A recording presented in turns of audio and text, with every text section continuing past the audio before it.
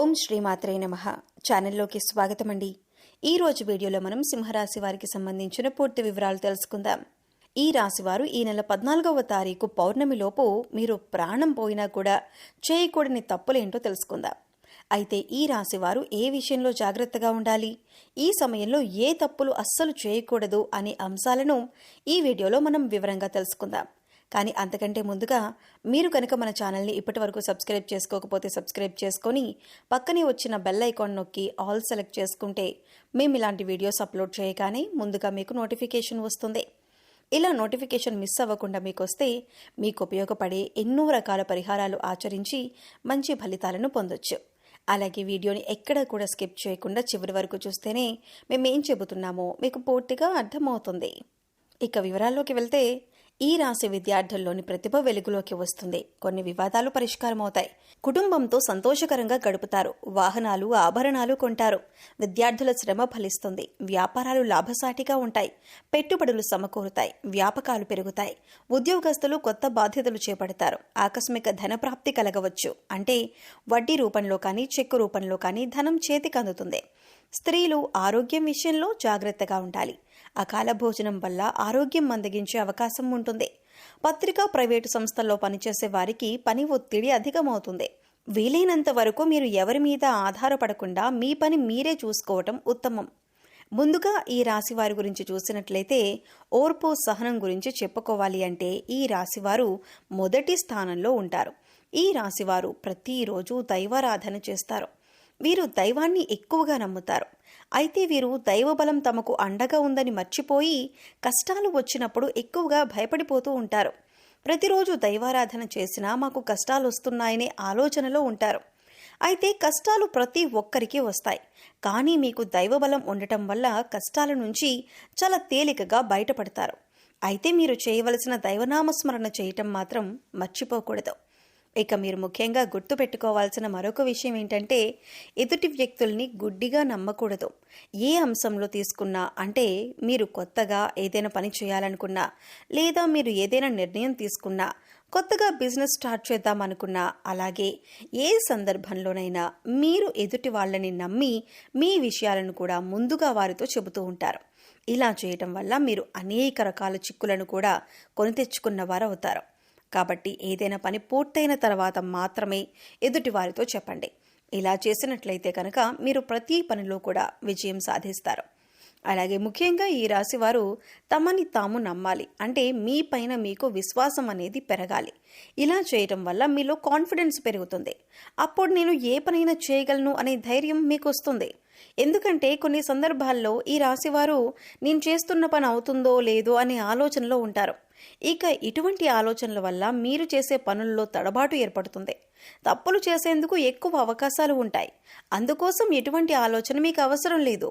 ఎందుకంటే మీరు దైవారాధన చేస్తారు. దైవబలం మీకు అండగా ఉంటుంది. కాబట్టి మీపై మీరు నమ్మకాన్ని పెంచుకోండి. ఈ రాశి వారికి ప్రస్తుతం అనుకూలమైన రోజులుగా చెప్పుకోవచ్చు. మీరు ఏ పని చేపట్టినా కూడా విజయవంతంగా పూర్తి చేస్తారు.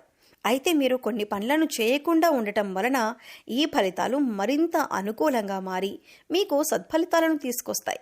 ముఖ్యంగా మీరు ఈ 5 తప్పులు చేయకుండా ఉంటే ఈ రోజుల్లో మీరు ఏ పని చేసినా కూడా దాంట్లో మీరు సక్సెస్ చూస్తారు. ఇక మీ విజయాన్ని చూసి మీకు మానసిక ఆనందం కలుగుతుంది. మీ విజయం మీకు మాత్రమే కాదు, మిమ్మల్ని నమ్మిన వారికి, మీ శ్రేయోభిలాషులకి, మీ కుటుంబ సభ్యులకి కూడా ఆనందాన్ని కలిగిస్తుంది. ఇక మర్చిపోయి కనుక మీరు ఈ 5 పనులు చేశారంటే కనుక దరిద్రం మిమ్మల్ని వెంటాడుతుంది. అయితే ముఖ్యంగా మీరు చేయకూడని ఆ 5 పనులేంటో వివరంగా తెలుసుకుందాం. అందులో మొదటిగా చీకటి పడిన తర్వాత ముఖ్యంగా దీపాలు పెట్టే వేళ అంటారు. ఈ సమయంలో ఎవరైనా పెరుగు అడిగితే వారికి పెరుగు ఇవ్వకూడదు. ఎందుకంటే చీకటి పడిన తర్వాత, అంటే దీపాలు పెట్టే సమయంలో పెరుగు ఇవ్వటం వల్ల దరిద్రం మిమ్మల్ని వెంటాడుతుంది. ఇక మరొక పని మీరు చేయకూడనిది ఏంటి అంటే ఇల్లు తుడిచే చీపురిని తొక్కటం కానీ, లేదా ఈ చీపురిని బీరువాకి ఆనించి పెట్టడం కానీ చేయకూడదు. చీపిరిని మనం శుభ్రలక్ష్మీ దేవతగా భావిస్తాం. అలాగే ఇంట్లో ఉండే బీరువాను కూడా పరమ పవిత్రంగా లక్ష్మీదేవిగా భావించి పసుపు రాసి బొట్టు పెడుతూ ఉంటాం. రెండింటిని లక్ష్మీదేవిగా భావించినప్పటికీ కూడా చీపిరిని మాత్రం బీరువాకి తగలనివ్వకూడదు. అంటే బీరువాకి ఆనించి ఉంచకూడదు. కొంతమందిని చూసుకున్నట్లయితే చీపురిని బీరువా పక్కన పెడుతూ ఉంటారు. ఇది చాలా తప్పు. ఇలా చేయటం వల్ల కష్టాలను ఎదుర్కోవలసి వస్తుంది. ఇక మరొక పని, మీరు చేయకూడని పని ఏంటంటే, మీ వల్ల ఏ ఆడవారు కూడా కన్నీళ్లు పెట్టకుండా చూసుకోవాలి.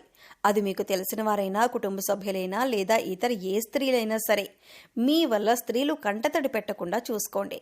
మీ వల్ల స్త్రీలు ఏడ్చినా, బాధపడినా మీరు కష్టాలు కొని తెచ్చుకున్నవారవుతారు. ఇక ఇంట్లో కానీ లేదా మీ పరిసర ప్రాంతాల్లో కానీ నల్ల చీమలు కనిపించటం అనేది శుభసూచకం. ఇలా గుంపులు గుంపులుగా నల్ల చీమలు కనిపించినప్పుడు మీరు వాటిని తొక్కటం కానీ లేదా వాటిని తోసేయడం కానీ హింసించటం కానీ చేసినట్లయితే మీరు కష్టాల్లో పడతారు. మీరు చేసే ప్రతి పని కూడా పూర్తవక ఇబ్బంది పడతారు. అంతేకాదు, దీనివల్ల మీకు దరిద్రం కూడా వెంటాడుతుంది. ఇక ముఖ్యంగా చివరిగా మీరు చేయకూడని మరొక పని ఏంటంటే, ఇంట్లో కూర్చొని గోళ్లు కత్తిరించకూడదు.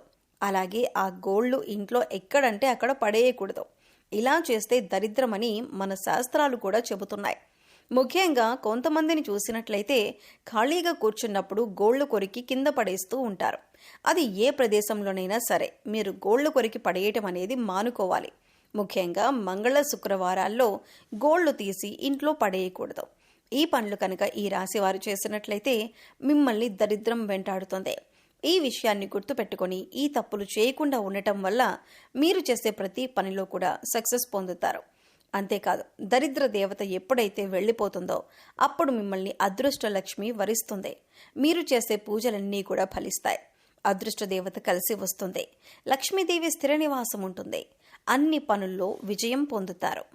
ఇక ఈ సమయంలో అదృష్టం కలిసి రావాలన్నా, మరిన్ని సత్ఫలితాలను పొందాలన్నా మీరు చేసుకోవలసిన దేవతారాధన, అలాగే పాటించవలసిన పరిహారాల గురించి తెలుసుకుందాం. మంగళవారం రోజు ఆంజనేయ స్వామి ఆలయానికి వెళ్లి ఆలయ ప్రాంగణంలో హనుమాన్ చాలీసాను పఠించటం వలన మంచి ఫలితాలను పొందుతారు. శుక్రవారం రోజు అమ్మవారి ఆలయానికి వెళ్లి అమ్మవారికి చీర, గాజులు, పువ్వులు సమర్పించటం వలన మీరనుకున్న పనులను దిగ్విజయంగా పూర్తి చేయగలుగుతారు. శనివారం రోజు వెంకటేశ్వర స్వామి ఆలయానికి వెళ్లి స్వామివారికి తులసిమాలను సమర్పించి తులసి దళాలు వేసి నైవేద్యాన్ని సమర్పించటం వలన అనుకూలమైన ఫలితాలను పొందుతారు. గురువారం రోజు సాయిబాబా ఆలయంలో శనగలను ప్రసాదంగా పంచిపెట్టడం వలన గురుగ్రహం యొక్క అనుకూలతను పొందుతారు. తెల్ల జిల్లేడు వేర్లతో చేసిన శ్వేతార్క గణపతిని పూజించటం వలన మంచి ఫలితాలను పొందుతారు. తెల్లటి వస్త్రంలో బియ్యం, పసుపు రంగు వస్త్రంలో శనగపప్పు, నీలం రంగు వస్త్రంలో తెల్లటి కాగితంపై మీ మనసులో ఉన్న కోరిక రాయాలి. ఈ మూడింటిని కలిపి తెల్ల జిల్లేడు చెట్టుకి ముడుపుగా కట్టడం వలన మీ కోరిక నెరవేరుతుంది. నవగ్రహాలను పూజించి వాటికి అభిషేకం చేయటం వలన మంచి ఫలితాలను పొందుతారు. ఇలా వీలు కానట్లయితే మహాశివునికి అభిషేకం చేసి ధాన్యాన్ని గోవులకు పెట్టడం వల్ల మంచి ఫలితాలను పొందుతారు. అనుకున్న కోరికలన్నీ నెరవేరుతాయి. సో చూశారు కదండి, ఈ నెల 14వ తారీఖు పౌర్ణమిలోపు సింహరాశివారు ప్రాణం పోయినా కూడా చేయకూడని తప్పులేంటి, తీసుకోవలసిన జాగ్రత్తలేంటి అనే అంశాలతో పాటుగా ఈ సమయంలో మీరు చేసుకోవలసిన దేవతారాధన, అలాగే పాటించవలసిన పరిహారాల గురించి ఈ వీడియోలో మనం వివరంగా తెలుసుకున్నాం కదా. ఈ వీడియో మీకు నచ్చినట్లయితే లైక్ చేయండి. మీ ఫ్రెండ్స్ అండ్ ఫ్యామిలీ మెంబర్స్లో ఎవరైనా సింహరాశి వారు ఉన్నట్లయితే వారితో ఈ వీడియోని షేర్ చేసుకోవటం మర్చిపోకండి. అలాగే ఇప్పటి వరకు మన ఛానల్ని కనుక సబ్స్క్రైబ్ చేసుకోకపోతే సబ్స్క్రైబ్ చేసుకొని పక్కనే ఉన్న బెల్ ఐకాన్ నొక్కి ఆల్ సెలెక్ట్ చేసుకుంటే మేము ఇలాంటి ముఖ్యమైన విషయాలు తెలియజేసినప్పుడు మీకు నోటిఫికేషన్గా వస్తుంది. మరో చక్కటి వీడియోతో మళ్ళీ కలుద్దామండి. ఓం శ్రీ మాత్రే నమః.